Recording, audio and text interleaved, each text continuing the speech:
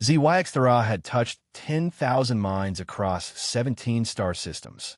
As the collective's prime interrogator, she possessed the most refined telepathic abilities of her species, capable of sifting through memories like pages in a book, extracting secrets with surgical precision, and reading intentions before they fully formed. The human before her seemed unremarkable. Medium height, brown hair, wearing the standard gray jumpsuit of a captured enemy combatant. His name was Marcus Chun, according to the detention records, a communications officer from the human vessel they'd intercepted near the Proxima Relay. "This will be quick," SciFi assured her commander through their neural link. "Human minds are primitive. No natural defenses." She approached the restraint chair where the human sat, seemingly calm despite his circumstances. His dark eyes followed her movement with curious intelligence rather than fear. Strange, but not unprecedented. Some species face death with dignity. SciFi placed her elongated fingers against the human's temples, her skin shifting from pale blue to deep violet as her telepathic organs activated. The familiar electric tingle ran through her neural pathways as she prepared to dive into his consciousness. The moment her mind touched his, reality shattered. She wasn't looking into a single human mind. She was staring into an impossible abyss that contained multitudes. Layer upon layer of consciousness folded in on itself, each one containing entire universes of thought, memory, and dream. It was as if she'd expected to peer into a puddle and instead found herself drowning in an ocean deeper than space itself. But that wasn't the terror. The terror came when she realized the human mind wasn't just vast. It was alive in a way that defied everything her species understood about consciousness.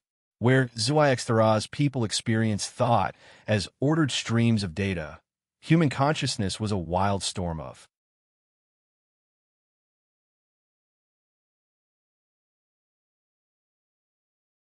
contradictions, love and hate existing simultaneously, logic and intuition dancing together, hope persisting in the face of absolute despair. And then she saw the ghosts.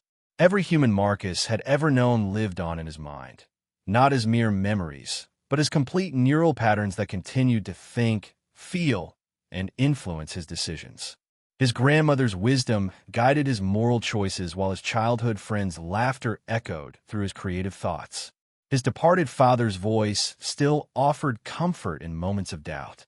SciFi recoiled, but found herself trapped in the labyrinth of human consciousness. She watched Marcus contain entire philosophical debates between different aspects of his personality. She witnessed him hold space for grief and joy, rational fear and irrational courage, all at once without his sanity fracturing. The final horror came when she realized what humans called imagination.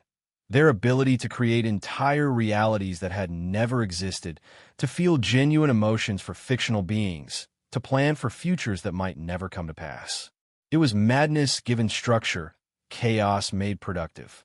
But worse than the chaos was the compassion.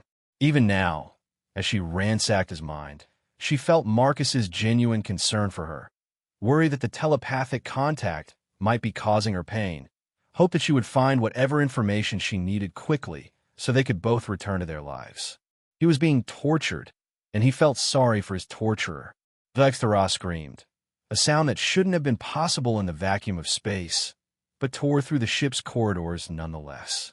She collapsed, her neural pathways overloaded, her sanity stretched beyond all limits. When the medical team found her hours later, she was catatonic, her skin flickering between colors as her mind tried desperately to process what she'd experienced. The human sat unchanged in his chair. "What? Is she going to be okay?" Marcus asked quietly. The question broke something in the commander who'd witnessed everything through their neural link.